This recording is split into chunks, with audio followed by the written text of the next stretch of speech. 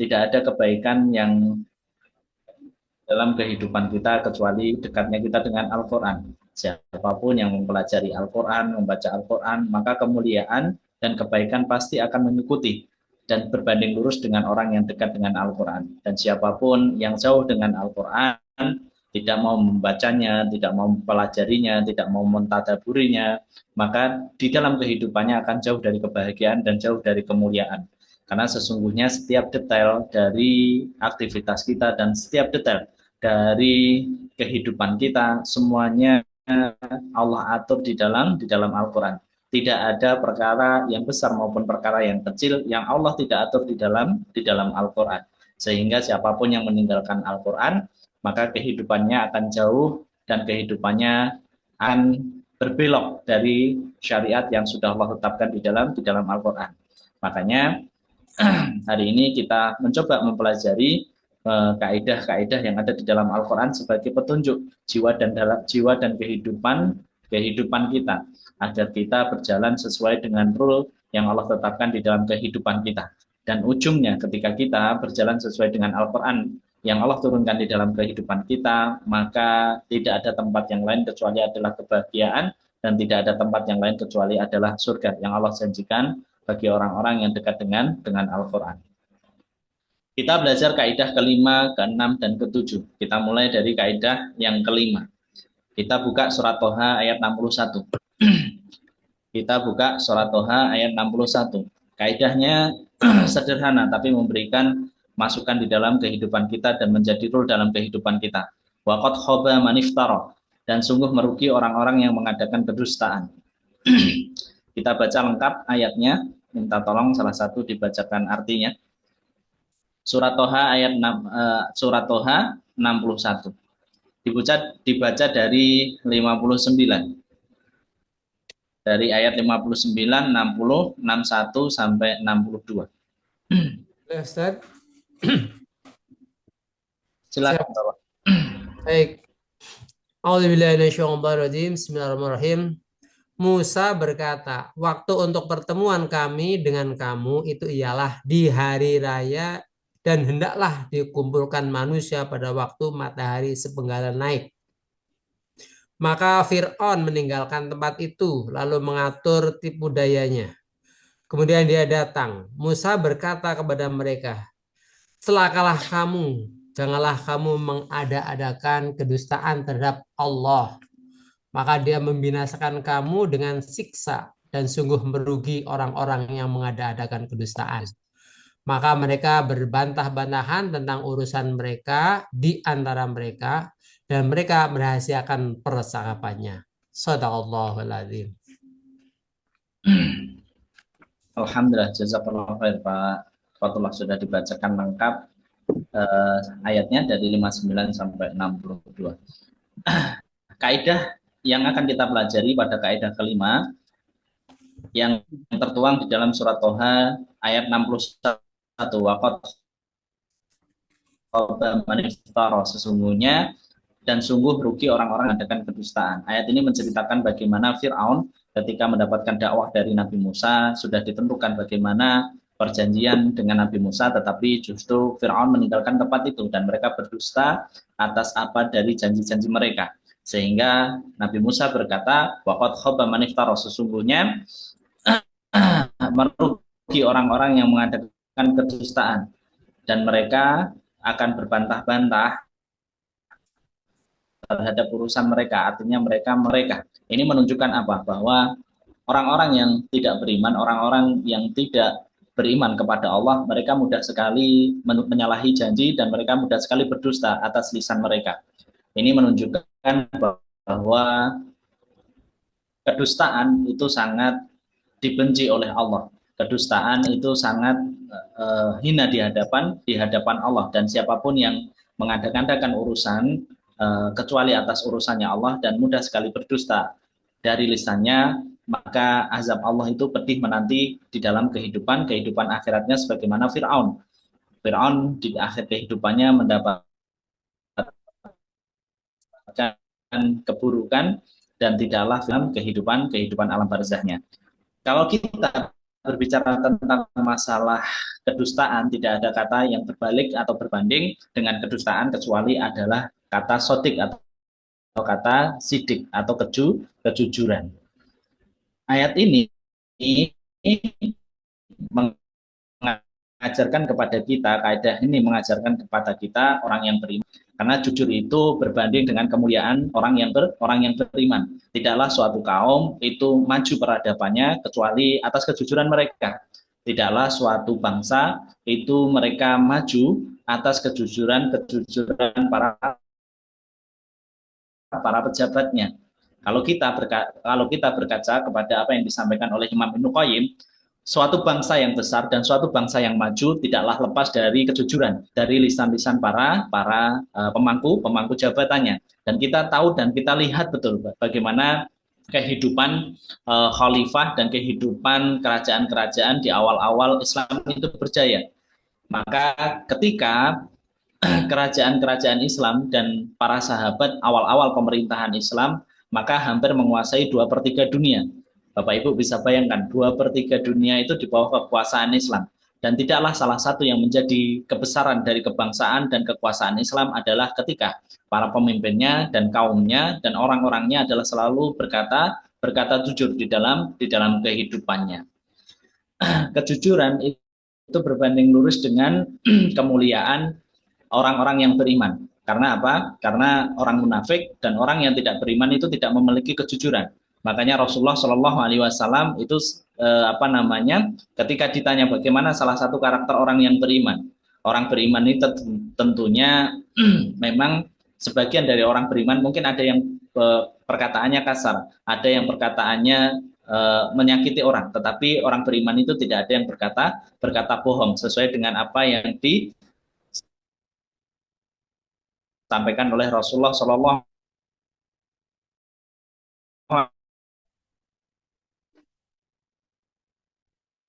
Alaihi Wasallam. Wahai Suara Afan, Ustadz, suaranya hilang-hilangan. berkata bohong. Makanya kalau kita di dalam kehidupan kita masih suka berkata bohong, mengada-ngadakan sesuatu yang tidak sesuai dengan kenyataannya, maka yang perlu kita teliti adalah dari keimanan kita, dari keimanan kita. Karena orang beriman itu tidak pernah berkata bohong. Jangan kita menjadi munafik sebagaimana sifatnya orang munafik. Sifatnya orang munafik itu 3, idza haddatsa kadzdzaba wa idza wa'ada akhlafa wa idza tumina khana. Itu adalah semua tentang kedustaan mereka. Jangan sampai kita menjadi orang beriman mempunyai sifat orang munafik. Maka ketika kita di dalam kehidupan kita diatur oleh Allah dengan detail bagaimana lisan kita, maka pergunakan lisan kita dalam kondisi yang baik. Tidak mudah berkata bohong, tidak mudah berkata yang tidak benar sesuai dengan kenyataannya. Dan itulah yang menjadikan kita paham. Allah mengatur detail setiap kehidupan kita, bahkan tentang urusan masalah perkataan kita. Kita diperintahkan oleh Allah untuk berkata jujur. Makanya Allah menyampaikan di dalam satu ayatnya, ya ayyuhalladzina amanu wattaqullaha wa kunu ma'as-shodiqin. Ya, hai orang-orang yang beriman, bertakwalah kalian dan bersamalah kalian dengan orang-orang yang jujur. Menunjukkan apa? Menunjukkan bahwa kejujuran itu berbanding dengan kebaikan yang akan kita terima. Kejujuran itu berbanding dengan kemuliaan yang akan kita terima. Bapak Ibu, kalau kita berbisnis, kalau kita berdagang, kalau kita menjual barang dan jasa, ini analogi yang sederhana. Kalau kita berjualan, maka tidak ada modal yang pertama, modal yang terbaik kecuali adalah kejujuran yang kita miliki. Kalau kita berjualan dengan kejujuran, maka rezeki itu akan mengalir dengan derasnya di dalam kehidupan kita. Tetapi siapapun yang berbohong ketika berjualan, maka rezeki yang akan didapat, uang yang akan didapat, perputaran uang yang akan didapat tentunya akan semakin sedikit. Orang yang berjualan dengan jujur, maka orang itu bisa menilai. Maka nanti saya akan kembali ini lagi. Orang ini berkata jujur, maka dagangannya sesuai dengan apa yang disampaikan ketika promosi. Sehingga apa? Sehingga saya akan kembali lagi datang untuk berbelanja di toko ini. Karena apa? Karena kejujuran itu adalah modal pertama bagi orang yang berbisnis. Dan kita lihat Bapak Ibu, berapa banyak orang yang berbisnis, mempunyai bisnis besar, tapi ketika kejujuran sudah hilang, ketika kejujuran di dalam berbisnis itu sudah tidak diterapkan di dalam dunia bisnisnya, berapa banyak bisnis yang hancur, berapa banyak bisnis yang gulung tikar, dan berapa banyak bisnis yang merugi akibat kejujuran itu sudah tidak ditegakkan di dalam kehidupan berbisnis. Kalaulah masalah kejujuran, kalaulah masalah berbisnis itu berkaitan dengan kejujuran, maka ketika kita menjalankan syariat Allah, maka kita diperintahkan oleh Allah untuk selalu berkata jujur di dalam kehidupan kita. Walaupun kadang kejujuran di dalam kehidupan kita dengan syariatnya Allah itu kadang menimbulkan dan membuat kita itu dimusuhi banyak orang. Berapa banyak orang yang hari ini berkata dengan jujur apa yang disampaikan oleh Allah justru mendapatkan mendapatkan ancaman, mendapatkan hardik, mendapatkan komentar-komentar yang tidak baik. Tetapi ketika Allah menyampaikan di dalam kaidah ini, ketika Allah menyampaikan waqad khaba man iftara, bahwa kejujuran itu pasti akan membawakan kebaikan, dan orang yang mengadakan kedustaan itu pasti akan merugi. Lafadz iftiro atau maniftaro itu mengandung beberapa pengertian, yaitu tentang kedustaan, kesyirikan, dan kezoliman. Jadi bukan hanya tentang perkara kedustaan, tetapi juga tentang masalah syirik dan kezoliman. Dan itulah yang menjadikan kita faham, Bapak Ibu, bagaimana Allah mengatur di dalam kehidupan kita tentang lisan kita. Karena lisan kita menentukan bagaimana kondisi kita di dalam kehidupan akhirat kita. Makanya Rasulullah memberikan rule di dalam kehidupan kita, man wa may yu'min billah wal yaumil akhir, kalau kamu beriman kepada Allah dan beriman kepada hari akhir, maka apa? Maka falyakul khairan aw liyasmut, maka berkatalah yang benar, makalah berkatalah yang baik. Maka dari kaidah ini kita belajar betul bahwa mengadakan kedustaan kepada Allah, mengadakan kedustaan kepada perkara yang tidak semestinya, yang tidak faktanya, adalah sebuah kezaliman yang besar, adalah sebuah kedustaan yang besar, dan sebuah dosa yang besar di dalam kehidupan orang beriman. Makanya mengadakan kedustaan itu dikatakan Allah di dalam surat Al-An'am 93, waman adlamu mimman iftara 'alallahi kadziba, sesungguhnya tidak ada orang yang paling zalim kecuali adalah orang-orang yang mengadakan kedustaan kepada Allah. Makanya itu yang menjadikan kita paham, dusta itu perbuatan yang zalim, dan orang yang berdusta tidak akan mendapatkan kebaikan di dalam kehidupannya. Dan itu mungkin sudah kita alami bersama. Mungkin kita dulu pernah mengalami kebohongan, mungkin dulu kita pernah mengalami kedustaan atau melakukan kedustaan. Maka kedustaan yang kita lakukan, kalau kita tidak bertobat kepada Allah dan kita tidak kembali kepada Allah memohon ampun atas segala lisan kita yang suka berdusta, yang suka membohongi, entah itu teman, entah itu saudara, entah itu siapa kehidupan kita, kalau kita tidak segera bertobat dan menyadari kesalahan kita dari lisan kita, bisa jadi keburukan itu akan hadir kehidupan kita. Maka kalau kita sudah paham, Allah menyampaikan kalau orang yang merugi adalah orang yang suka mengada-ngadakan kedustaan, dan orang yang mengada-ngadakan kedustaan itu tidak kemuliaan di dalam kehidupan. Kedustaan seperti apa, Bapak Ibu, yang harus kita pahami dan yang harus kita mengerti agar kita tidak melakukan kedustaan di dalam kehidupan kita. Kedustaan yang paling besar, yang pertama adalah kedustaan kita kepada Allah. Maka itu adalah dosa besar. Jangan sampai kita berdusta atas nama Allah. Karena itu perkara yang sangat dibenci oleh Allah. Kita menggunakan nama Allah untuk berdusta. Kita menggunakan nama Allah untuk mencari keuntungan kita. Mencari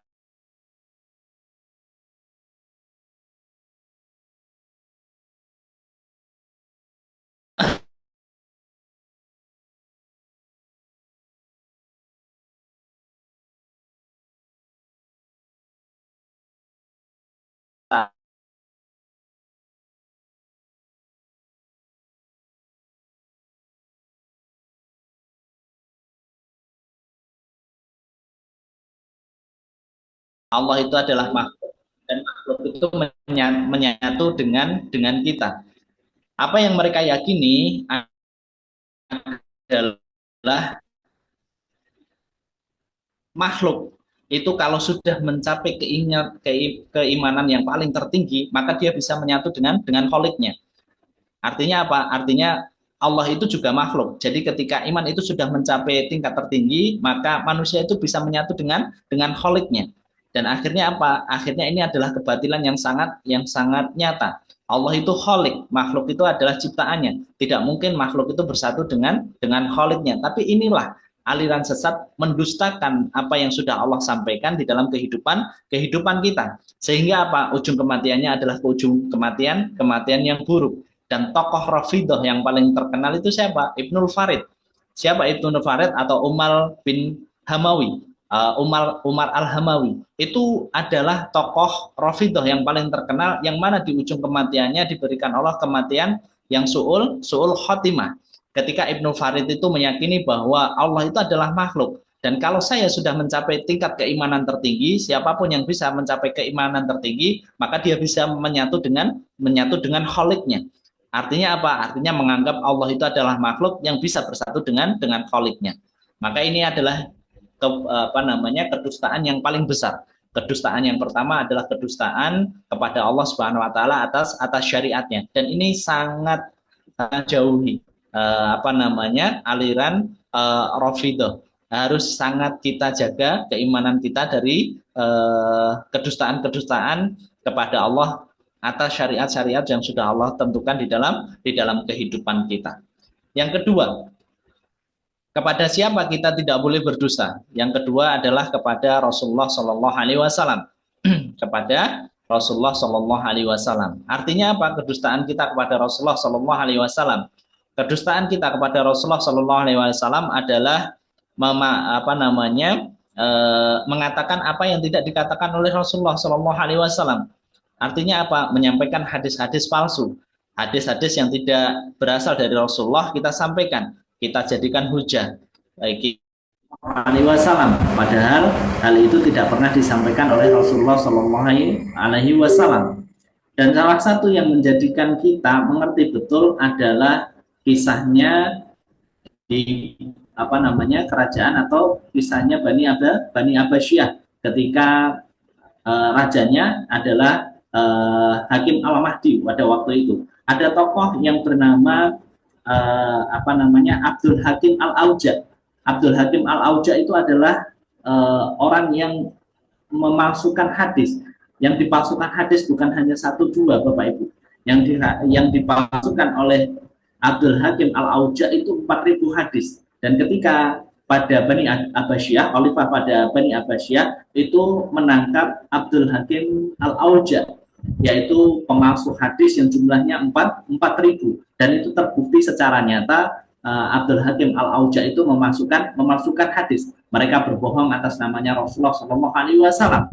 Bahkan apa yang dikatakan oleh Abdul Hakim Al-Auja ketika ditanya, saya adalah orang yang menyatakan kebaikan-kebaikan. Mereka tidak menyadari bahwa mereka adalah orang yang berbohong atas nama Rasulullah Shallallahu Alaihi Wasallam.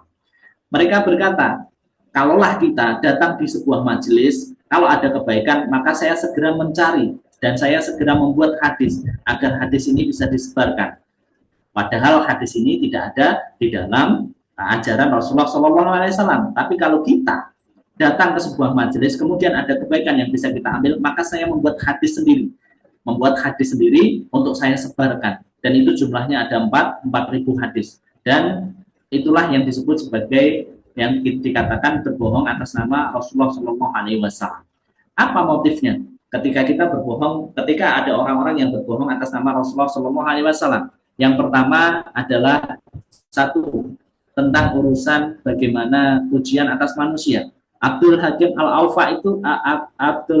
Al-Auja itu sebenarnya membuat hadis untuk mendapatkan perhatian dari pemimpin Bani Abbasiyah pada waktu itu, untuk mendapatkan kedudukan, untuk mendapatkan tepuk tangan dari manusia bahwa dia adalah orang yang mengerti betul dan orang yang memahami betul banyak hadis yang disampaikan oleh Rasulullah Shallallahu Alaihi Wasallam. Yang kedua, motifnya apa? Yang kedua, motifnya adalah tentang masalah dunia, yaitu tentang masalah harta. Tidak ada motivasi Abdul Hakim Al-Haufa kecuali Al-Auja, kecuali adalah harta yang pengen dia dapat. Ketika dia menyampaikan banyak hadis palsu yang disangka banyak orang itu adalah hadis yang disampaikan oleh Rasulullah SAW, maka dia banyak diundang dan banyak menjadi penasehat orang kaya pada waktu itu, sehingga aliran uang itu mengalir deras kepada Abdul Hakim Al-Auja. Itulah yang menjadikan kita paham, Bapak Ibu. Alasan yang kedua, kenapa ada orang-orang yang mereka itu mendustakan apa yang disampaikan oleh Rasulullah SAW. Yang ketiga, Bapak Ibu, apa tujuannya? Mereka itu mendustakan Rasulullah SAW. Yang ketiga adalah mereka mengikuti hawa nafsu mereka. Banyak orang yang mendustakan hadis, banyak orang yang menyampaikan hadis palsu untuk memuaskan nafsu mereka. Karena apa? Karena yang mereka ambil adalah hadis-hadis yang sesuai dengan apa yang mereka inginkan. Kalau ada hadis yang bertentangan dengan keinginan mereka, bertentangan dengan nafsu mereka, maka mereka tolak. Tetapi yang selaras dengan nafsunya, yang selaras dengan keinginannya, maka hadis itu diambil oleh mereka. Maka itu yang menjadikan kita paham 3 alasan kenapa mereka mendustakan Rasulullah SAW. Yang ketiga adalah siapa yang tidak boleh kita dustakan atau kita tidak boleh berdusta. Tadi kepada Allah yang pertama, kepada Rasulullah SAW yang kedua, dan yang ketiga, sebelum ke yang ketiga, ini ada satu kisah, Bapak Ibu. Siapa orang yang mendustakan apa yang disampaikan oleh Rasulullah SAW. Mendustakan itu bukan hanya mengambil hadis palsu, tapi menolak hadis yang disampaikan oleh Rasulullah SAW. Ada kisah yang mungkin sudah pernah saya sampaikan di zaman para salafus soleh. Ada seseorang yang ketika disampaikan hadis oleh oleh orang soleh pada waktu itu, maka dia menolak keras dari hadis yang disampaikan. Ketika hadis yang disampaikan, kalau kamu bangun tidur, maka cucilah tanganmu dulu sebelum berwudu. Tetapi orang itu menolak dengan keras. Ngapain saya harus mencuci tangan? Saya tangannya bersih ketika bangun tidur. Hadis itu menyatakan kenapa kita harus mencuci tangan setelah bangun tidur sebelum berwudu, karena kita tidak pernah tahu kemana larinya tangan kita ketika tidur. Bisa jadi tangan kita lari ke tempat yang kotor atau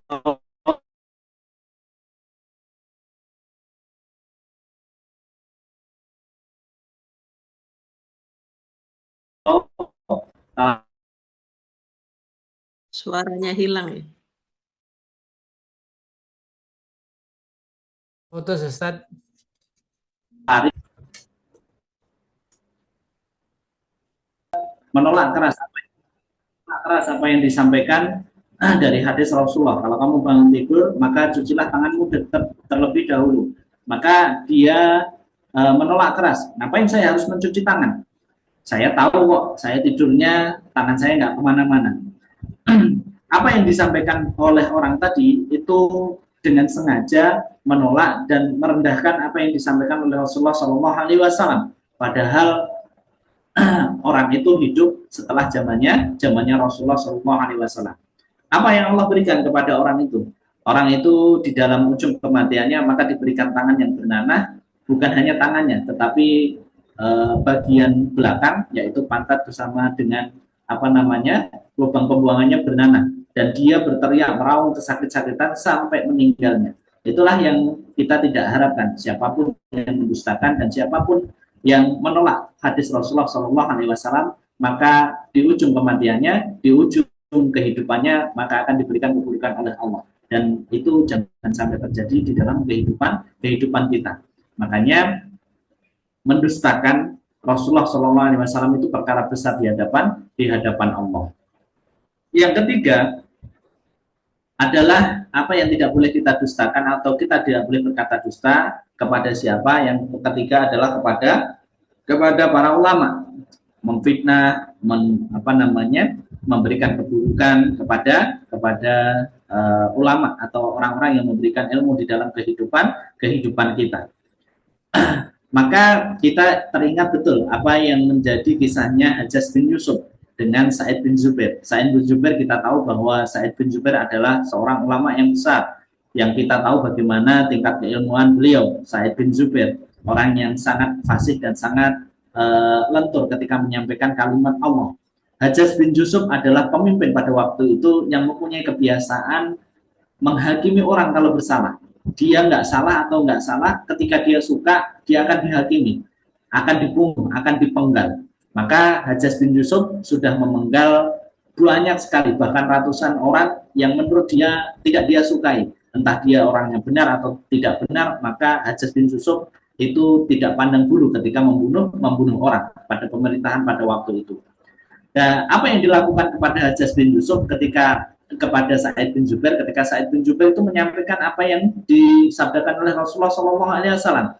Kamu membunuh satu orang saja, orang beriman, itu dosanya sudah luar biasa. Apalagi kamu membunuh banyak orang. Saya berharap saya adalah orang yang terakhir yang kamu karena apa?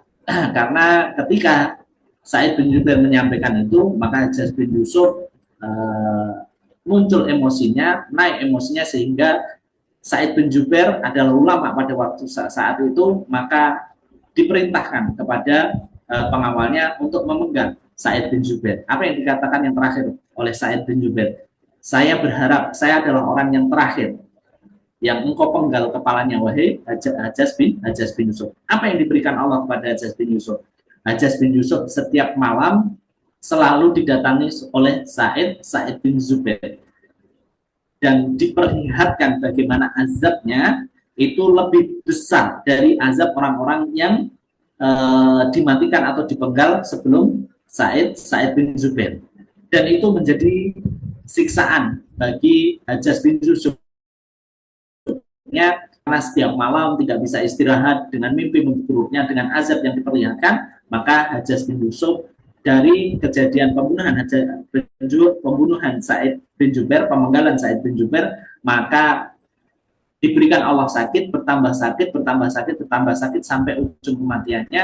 Maka kesakitan itu tidak pernah bisa menghalangi azab Allah yang Allah berikan kepada Hajjaj bin Yusuf. Allah berikan siksa di ujung kematiannya dan diberikan kematian yang buruk.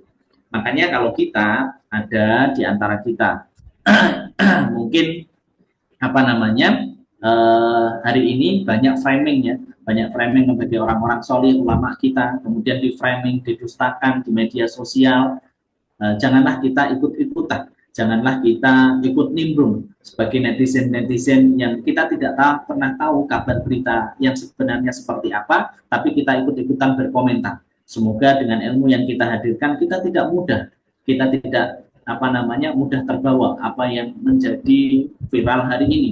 Ada ulama yang didiskreditkan, ada ulama yang didiskriminasi, akhirnya kita ikut mengiyakan, akhirnya kita ikut berkomentar dan ikut mendustakan, ikut berkata yang tidak baik, ikut berkata fitnah, yang menjadikan kita kadang kita tidak sadar, ikut-ikutannya kita berarti ikut mendustakan, ikut membenarkan sebenarnya kabar yang mungkin tidak kita terima dan kita tidak tahu betul kabarnya. Sehingga hati-hati kalau ada di antara para ulama kita ada cerita-cerita buruk, ada kabar buruk, maka tabayun dulu, lihatlah betul-betul apakah kabar ini adalah kabar yang benar atau kabar hanya hoax, hanya framing yang yang dibuat oleh orang-orang tertentu atau kalangan tertentu untuk menjatuhkan ulama-ulama kita. Makanya itu yang menjadikan kita paham yang ketiga, kita tidak boleh berdusta kepada para ulama. Dusta itu artinya syirik, dolim, iftirah tadi artinya adalah berkata bohong, dolim, berbuat syirik, dan itu adalah makna yang lebih luas. Tidak ada orang yang lebih dolim kecuali adalah orang yang berkata dusta, kadzdzaba, yaitu berkata dusta kepada Allah. Yang keempat, siapa yang tidak boleh kita berkata dusta kepadanya? Yang keempat adalah orang yang beriman di antara kita. Artinya apa? Artinya di antara kita sebagai orang beriman, tadi sudah dikatakan karakter orang yang beriman berbanding lurus dengan perkataan yang jujur. Artinya apa? Artinya kita tidak boleh berdusta tentang perkara sesuatu kepada orang yang beriman, orang yang beriman. Karena kebohongan itu akan menimbulkan kebohongan yang lain. Ingat Bapak Ibu, kalau kita berbohong, itu akan memicu kebohongan-kebohongan yang lain. Kalau kita sudah berbohong sekali, maka kita akan terbawa dan akan terbuka pintu berbohong satu lainnya, kemudian pintu berbohong satu lainnya, dan semua pintu-pintu kebohongan itu akan kita buka kalau kita sudah bohong satu kali. Contoh, kalau kita bekerja pada suatu perusahaan, ketika kita membuat laporan, sekali kita bohong tentang laporan itu, maka akan membuka kebohongan-kebohongan yang lain. Kita akan menutupi kebohongan yang pertama dengan kebohongan yang kedua, menutupi kebohongan kedua dengan kebohongan yang ketiga, menutupi kebohongan ketiga dengan kebohongan yang keempat, dan itu tidak akan pernah ada akhirnya. Dan ujung dari kebohongan itu hanyalah keburukan yang akan hadir di dalam kehidupan kita. Apalagi kepada orang yang beriman, kita diberikan oleh Allah adalah saling menyayangi di antara orang yang beriman. Tidaklah orang yang beriman itu saling berkata dusta di antara satu dengan yang lainnya. Karena perkataan dusta itu bisa menyebabkan perselisihan di antara orang yang beriman, dan perselisihan itu sangat dibenci oleh Allah. Makanya apa? Tidak ada kebaikan yang akan Allah beri, tidak ada kebaikan yang akan didapatkan dari kedustaan, kedustaan. Makanya penulis menceritakan kisah nyata di dalam buku ini. Di dalam kitab ini, penulis menceritakan kisah nyata. Ada seseorang yang mendustakan, menzolimi, membuat fitnah kepada orang lain. Ketika dia belajar pada satu sekolah, kemudian ada orang yang berprestasi dan dia itu tidak suka. Dua-duanya sama-sama orang yang beriman. Ada yang satunya tidak suka bahwa dia adalah orang yang berprestasi di sekolahnya. Akhirnya apa? Akhirnya dia membuat fitnah, membuat kedustaan, membuat kebohongan. Dia menyuruh orang untuk memasukkan obat-obat terlarang di tasnya orang yang berprestasi tadi, anak yang berprestasi tadi. Akhirnya apa? Akhirnya dia membuat fitnah, panggil polisi. Kemudian polisi datang, penegak hukum datang, memeriksa semua tasnya, dan didapati anak yang berprestasi itu membawa obat-obat terlarang, padahal obat itu bukan miliknya. Akhirnya dengan proses yang sangat panjang, anak yang berprestasi itu harus masuk di penjara. Dan ketika masuk di penjara tidak ada doa yang dipanjatkan kecuali ya Allah balaslah kezaliman, balaslah apa yang menjadi fitnah yang hadir di dalam kehidupan saya kepada siapapun yang telah merencanakan fitnah ini, yang telah merencanakan kebohongan ini. Dan dalam beberapa hari Bapak Ibu, orang yang membuat fitnah, orang yang membuat kebohongan ini mengalami kecelakaan, tangan kakinya patah dan lumpuh sampai akhir hidupnya. Maka itu yang menjadikan pelajaran di dalam kehidupan kita. Tidak ada syariat yang sangat detail menjaga apa yang kita lakukan di dalam kehidupan kita, termasuk lisan kita, kecuali adalah Islam. Islam adalah agama yang sempurna, yang mengatur detail dalam kehidupan kita, baik yang besar maupun yang kecil, termasuk apa yang keluar dari lisan kita. Maka apa? Siapapun yang mengadakan kebohongan,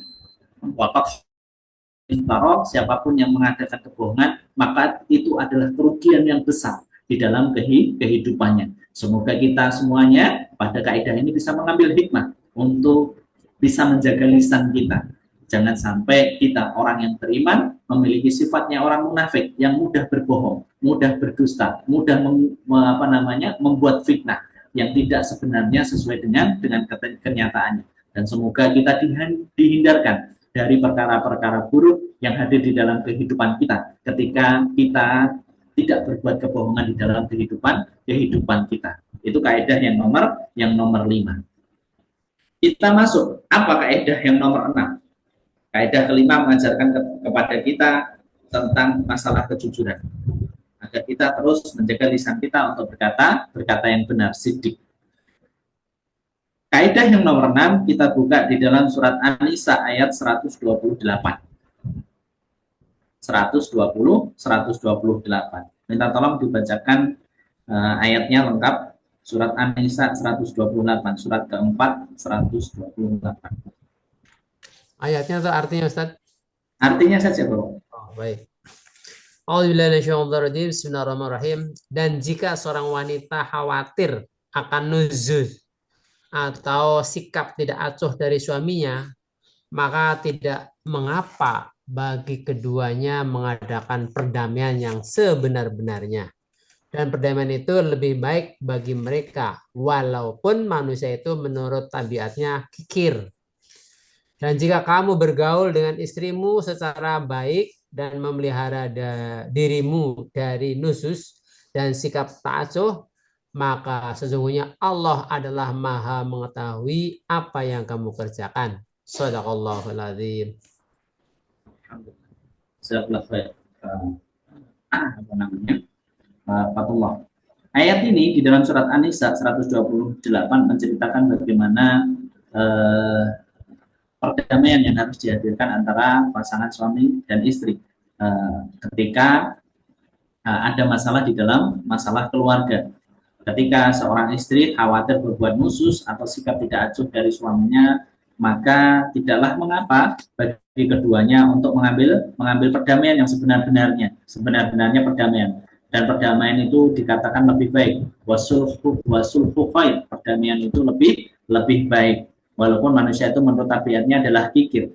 Artinya apa? Artinya Allah ingin mengajarkan kepada kita, Allah itu sangat cinta perdamaian. Allah sangat cinta perdamaian di dalam kehidupan kita.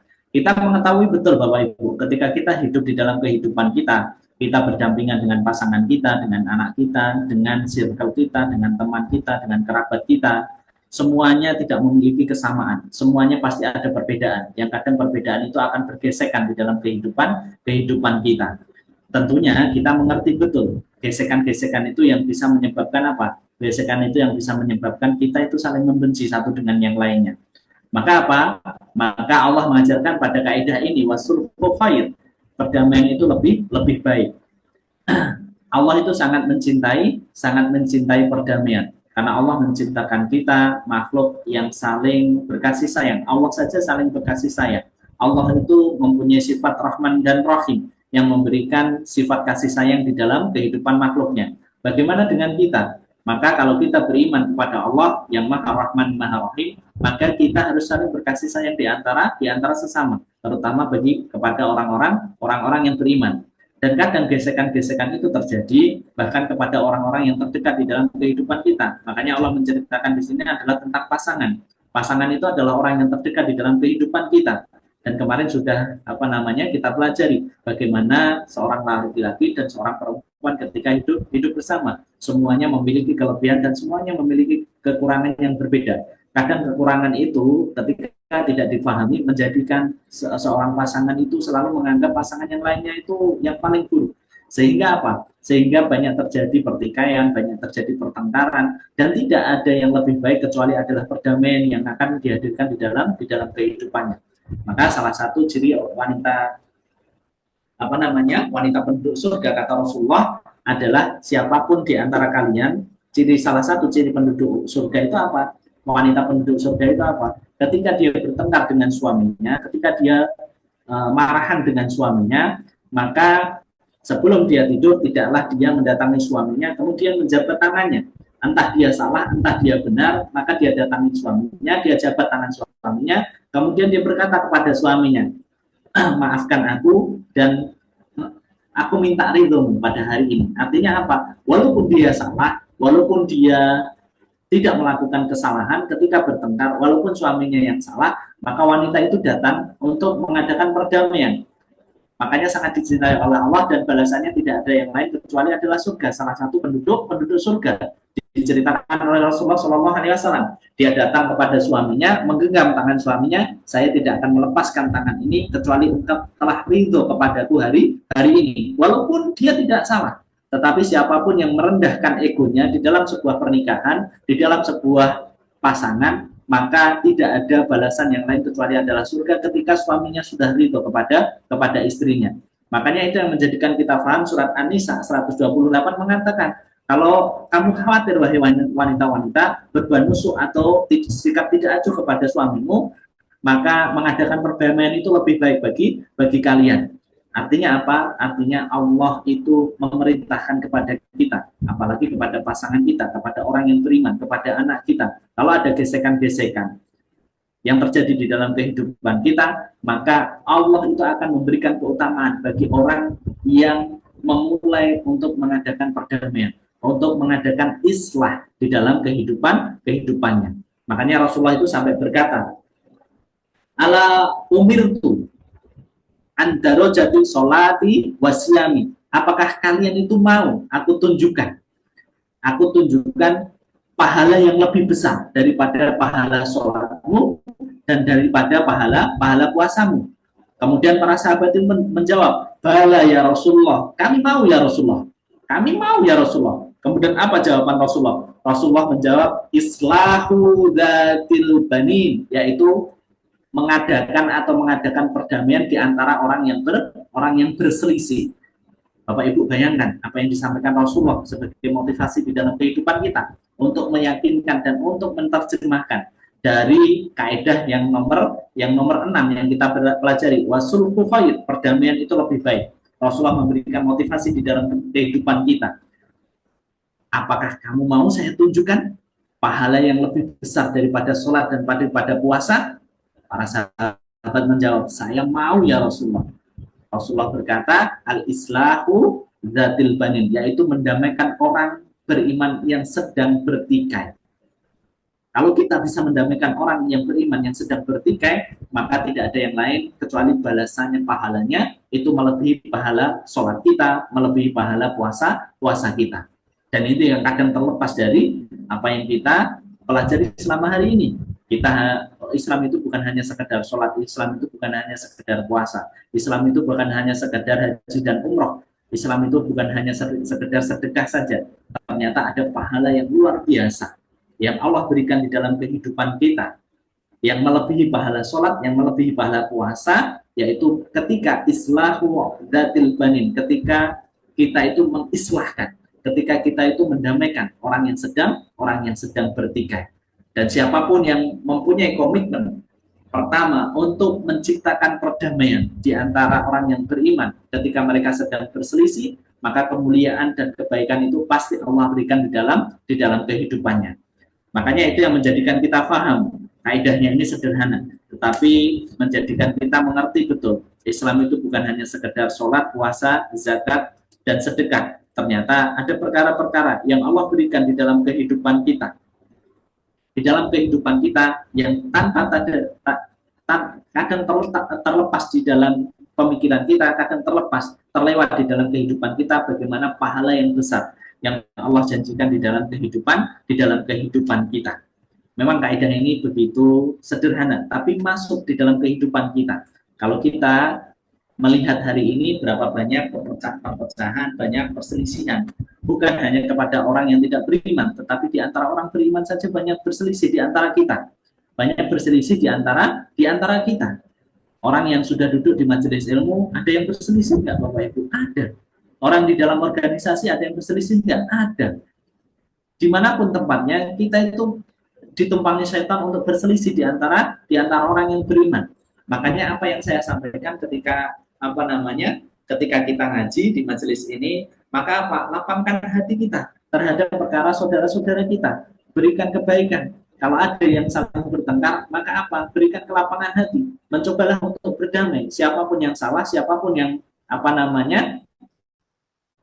memulai ataupun tidak memulai, maka mulailah untuk berdamai, mulailah untuk melakukan melapangkan hatinya, mulailah untuk memaafkan, mulailah untuk memberikan maaf, mulailah untuk melapangkan hatinya. Dan kita tahu betul Bapak Ibu apa yang disampaikan oleh Imam Abdul Qudamah, ada 3 amal yang nanti di dalam kehidupan mizan kita tidak akan pernah bisa ditimbang oleh mizan kebaikan kita.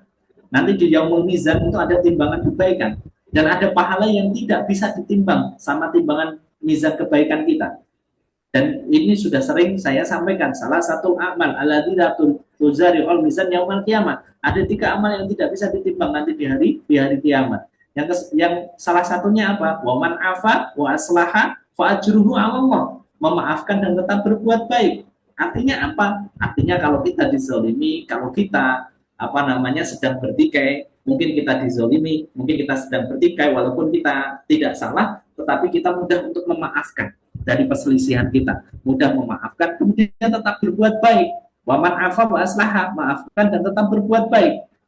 Makanya itu yang menjadikan kita paham, kalau semua orang beriman mengerti betul bagaimana kaidah ini, maka tidak akan terjadi pertikaian. Bahkan seluruh kaum muslimin itu akan bersatu di bawah panjinya Islam. Tapi apa yang terjadi pada hari ini? Sedikit masalah di antara kita, Ya masalah kecil, nggak usah masalah besar.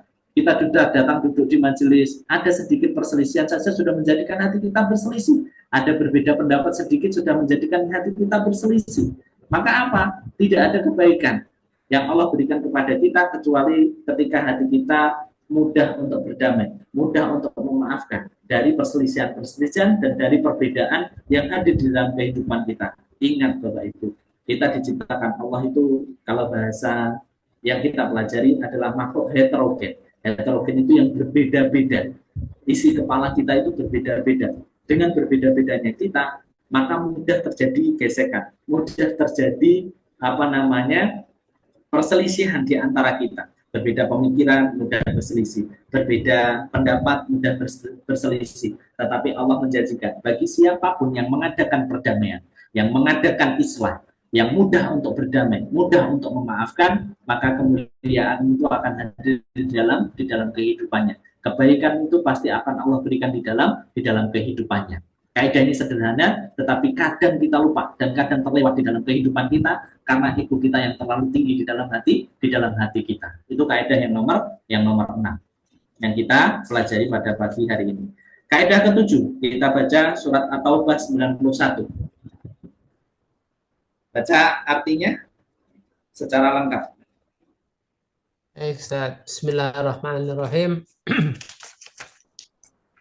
Dan datang kepada Rasulullah orang-orang yang mengemukakan uzur, yaitu orang-orang Arab Badui, agar diberi izin bagi mereka untuk tidak pergi berjihad. Sedang orang-orang yang mendustakan Allah dan Rasul-Nya duduk berdiam diri saja. Kelak orang-orang kafir yang di antara mereka itu akan ditimpa azab yang pedih. Tiada dosa lantaran tidak pergi berjihad atas orang-orang yang lemah, atas orang-orang yang sakit, dan atas orang-orang yang tidak memperoleh apa yang mereka nafkahkan. Apabila mereka berlaku ikhlas kepada Allah dan Rasul-Nya, tidak ada jalan sedikit pun untuk menyalahkan orang-orang yang berbuat baik. Dan Allah Maha Pengampun lagi Maha Penyayang. Dan tiada pula dosa atas orang-orang yang apabila mereka datang kepadamu, supaya kamu memberi mereka kendaraan. Lalu kamu berkata, aku tidak memperoleh kendaraan untuk membawamu.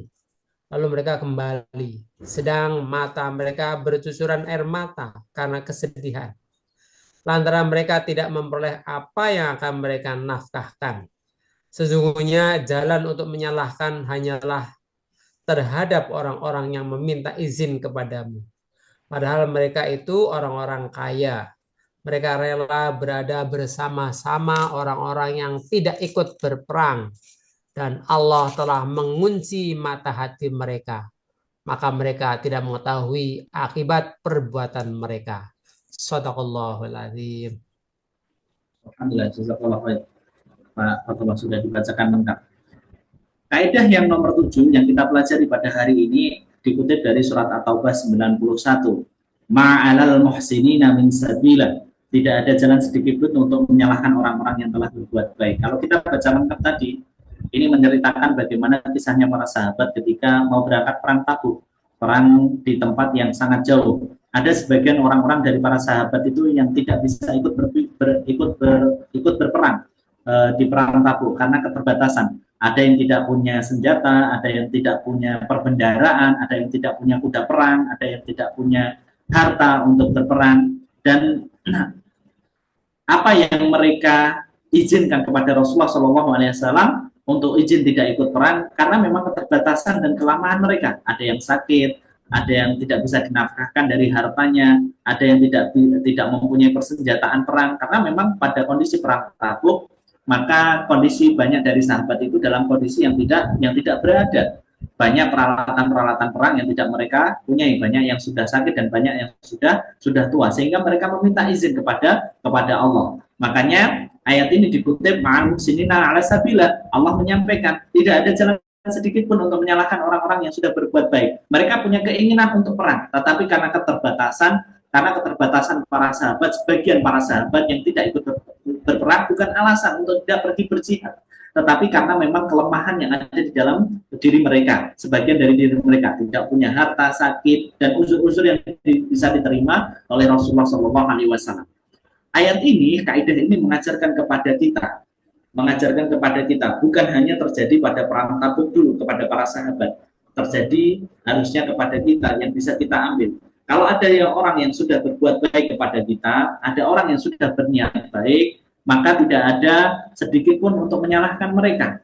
Artinya apa? Artinya ketika kita menemui di dalam kehidupan kita, Bapak Ibu, kita akan menemui orang-orang yang sudah punya berniat baik, sudah pengen berbuat baik di dalam kehidupan kita, sudah punya niat untuk memuliakan mungkin majelis, mungkin organisasi, atau mungkin perkumpulan, atau mungkin bahkan memuliakan kita. Tetapi karena keterbatasan, karena apa yang mereka punya, maka mereka itu tidak bisa memberikan apapun di dalam kehidupannya. Maka ketika mereka tidak bisa memberikan apapun di dalam kehidupannya, tetapi ketika mereka sudah menunjukkan iktikat baik, kebaikan, niat baik, maka tidak ada alasan untuk menyalahkan mereka. Dan Allah mengajarkan kepada kita untuk melonggarkan apa yang menjadi kebutuhan dan apa yang menjadi keterbatasan atas saudara muslim kita. Jangan sampai ketika kita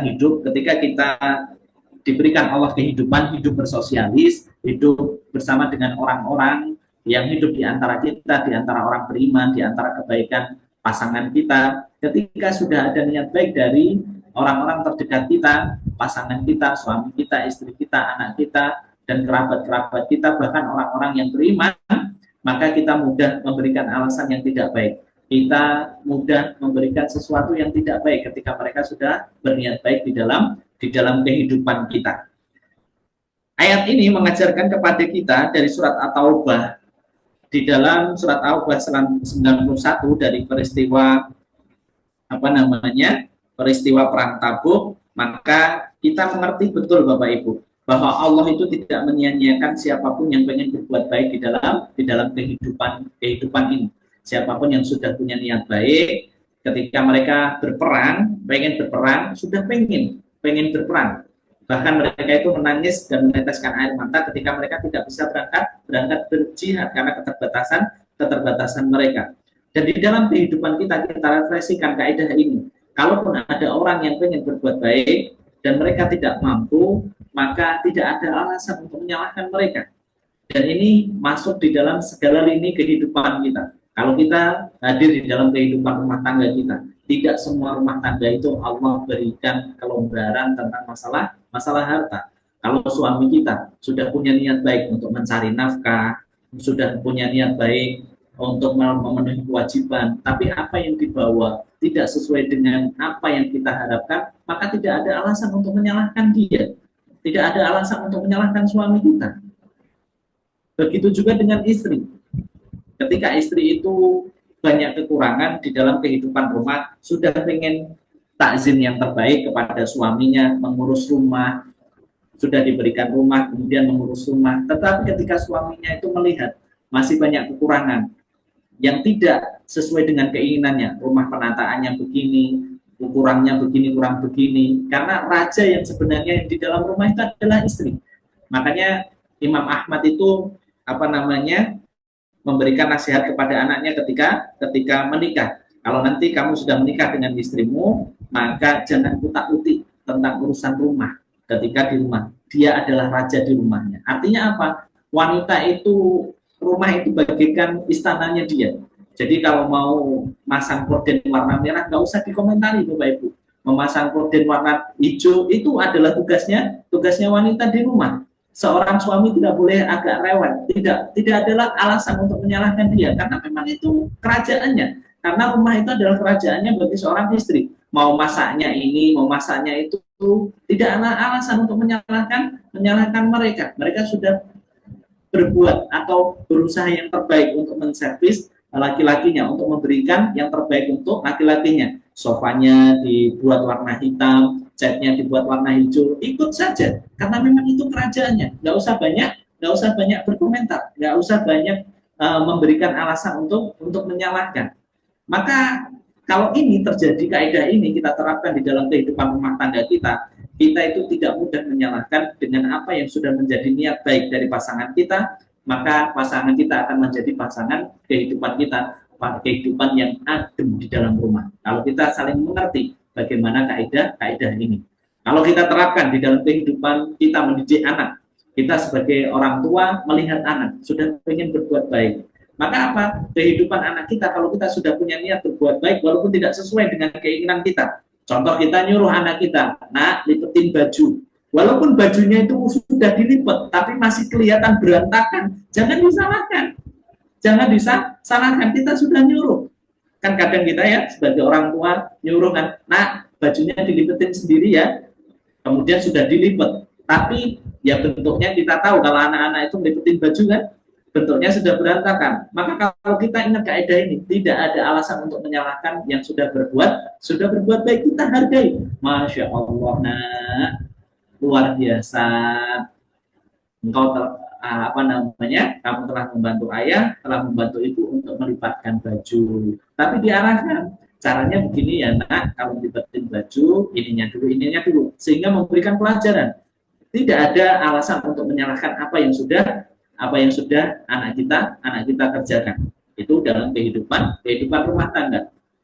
Kalau di dalam kehidupan kantor, kehidupan pekerjaan misalnya, kalau ada atasan kita, ada bawahan kita, kalau kita sebagai seorang atasan, maka tidak ada alasan untuk menyalahkan mereka ketika mereka sudah berbuat baik, membuat laporan, membuat pertanggungjawaban, tetapi pertanggungjawabannya itu belum sesuai dengan keinginan kita.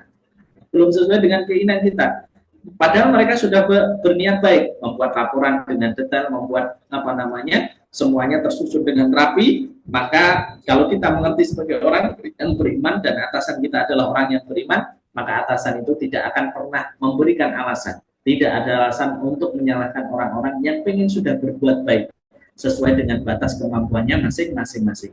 Kalau ini Bapak Ibu, kaidah ini diterapkan di dalam kehidupan kita, maka kebaikan itu akan hadir selalu di dalam kehidupan kita, baik di dalam kehidupan pasangan kita, rumah tangga kita, anak kita, pekerjaan kita. Dan itu Allah tidak akan pernah berbohong terhadap apa yang disampaikan. Kaidah ini mengajarkan kepada kita, berilah uzur yang banyak terhadap kebaikan-kebaikan yang sudah dilakukan oleh orang-orang terdekat kita. Bahkan di dalam kehidupan majelis ini misalnya, ada orang yang sudah ingin berniat baik, merekod, membuat undangan, membuat apapun yang terbaik buat majelis ini. Maka tidak ada alasan untuk menyalahkan ketika masih kita dapatkan kekurangan-kekurangan di dalamnya. Begitu juga dengan apa yang disampaikan terhadap apa yang menyampaikan. Siapa yang menyampaikan, baik itu asatidnya, baik itu ustadznya ketika menyampaikan. Jangan melihat sedikit kesalahannya, tapi lihatlah banyak kebaikan yang sudah diberikan kepadanya. Kalau kita mendatangkan asatid dari luar, maka apa? Jangan mudah, tidak sesuai dengan apa yang saya harapkan. Maka banyaklah berikan uzur. Tidak ada alasan untuk menyalahkan niat baik yang sudah dilakukan di dalam majelis ini.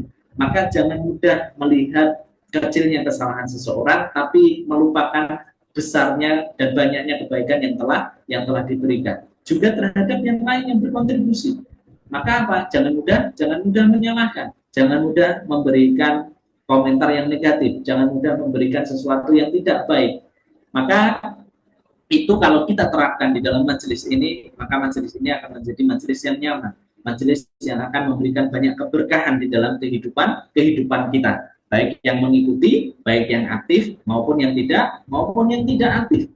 Maka kalau kaidah ini kita pahami dan kita terapkan di dalam kehidupan kita, janji Allah itu pasti. Allah itu akan mengampuni kita. Makanya Allah itu menyampaikan di sini di ayat yang lengkapnya, ma'alal muhsinina min sabila, dan Allah tutup ayat ini dengan apa? Wallahu ghafurur rahim. Allah itu Maha Pengampun terhadap orang yang sudah berniat baik, tetapi dia tidak mampu melaksanakannya dan masih banyak kecacatan, masih banyak kekurangan ketika dia sudah berniat baik. Allah itu mengampuni. Allahu ghafurur rahim. Allah itu menggantikan ghafur dan rahim. Ghafur itu Allah mengampuni, rahim Allah akan menambahkan kasih sayangnya. Allah akan menambahkan cintanya kepada orang yang beriman.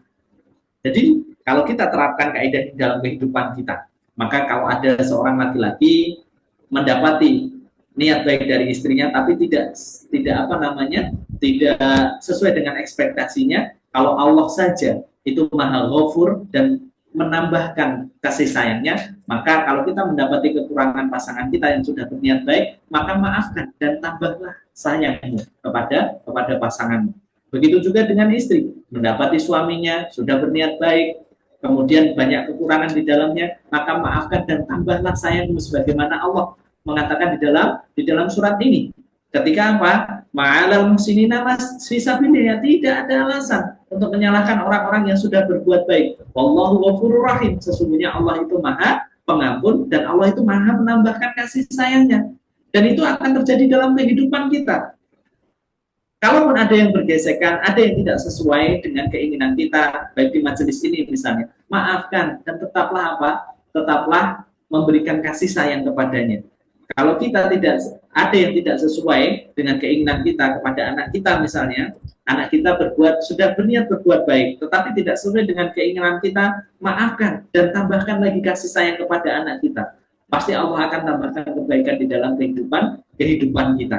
Kaidah ini adalah kaidah-kaidah yang sederhana sebenarnya, tetapi kadang suka kita lupakan di dalam kehidupan kita, yang tidak kita terapkan di dalam kehidupan kita. Makanya kita beruntung Bapak Ibu, kita bersyukur betul Allah itu menghidupkan kita dan memberikan kita kehidupan sebagai orang yang beriman, di mana setiap sisi lini kehidupan kita itu diatur detail oleh Allah.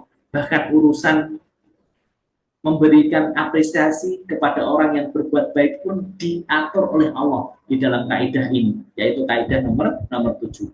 Ma'anal muhsinina sabila wallahu ghafurur rahim. Tidak ada alasan untuk menyalahkan orang-orang yang sudah punya niat untuk berbuat baik kepada kita. Maafkan dia kalau masih ada kekurangan dan tetaplah berbuat baik, tetaplah memberikan kasih sayang yang maksimal dan tidak ada yang berubah dari kasih sayang yang kita berikan bagi orang-orang yang telah berbuat baik kepada kita. Tidak panjang kaidah-kaidah ini, tetapi kita mengerti betul apa yang suka terlewat di dalam kehidupan kita. Semoga 3 kaidah yang kita pelajari pada pagi hari ini, dari kaidah nomor 5, kaidah nomor 6, kaidah nomor 7 yang kita pelajari hari ini memberikan insight kepada kita, rule jalan kehidupan kita. Kalau kita ingin mendapatkan kemuliaan dan kita ingin mendapatkan kebaikan, maka berjalanlah sesuai dengan apa yang dikaidahkan dan apa yang diperintahkan oleh Al-Quran. Di mana kaidah nomor 5 kita belajar bagaimana waqad khaba man iftara, dan kita diperintahkan oleh Allah untuk tidak mengadakan kedustaan, tidak berkata bohong. Kita diperintahkan oleh Allah jujur terhadap apapun yang kita ucapkan dan kita keluarkan dari lisan kita. Kaidah ke-6 mengajarkan kepada kita perdamaian itu lebih baik. Artinya ketika kita berselisih, artinya kita punya masalah dengan orang lain, maka berusahalah untuk islah, berusahalah untuk berdamai. Karena siapapun yang memulai perdamaian itu, maka pahalanya melebihi pahala sholat dan pahala puasa, sebagaimana yang disampaikan oleh Rasulullah SAW. Kaidah yang ke-7 mengajarkan kepada kita ma'alal muhsinina sabila wallahu ghafurur rahim. Tidak ada alasan untuk menyalahkan orang-orang yang sudah berbuat baik di dalam kehidupan kita. Ampuni kalau ada orang yang berniat baik tetapi tidak sesuai dengan ekspektasi kita, tidak sesuai dengan harapan kita, maka ampuni, maafkan, lapangkan dada kita dan tetap memberikan kebaikan dan tetap memberikan kasih sayang yang maksimal di dalam kehidupan kita. Semoga Allah berkahi apa yang kita pelajari pada pagi hari ini. Sudah 7 kaidah kita pelajari pada hari yang ketiga. Semoga Allah mudahkan kita belajar ke depannya untuk belajar kaidah-kaidah berikutnya, dan Allah berikan kelonggaran waktu dan Allah tambahkan kesehatan kita di dalam ketaatan. Amin amin ya rabbal alamin.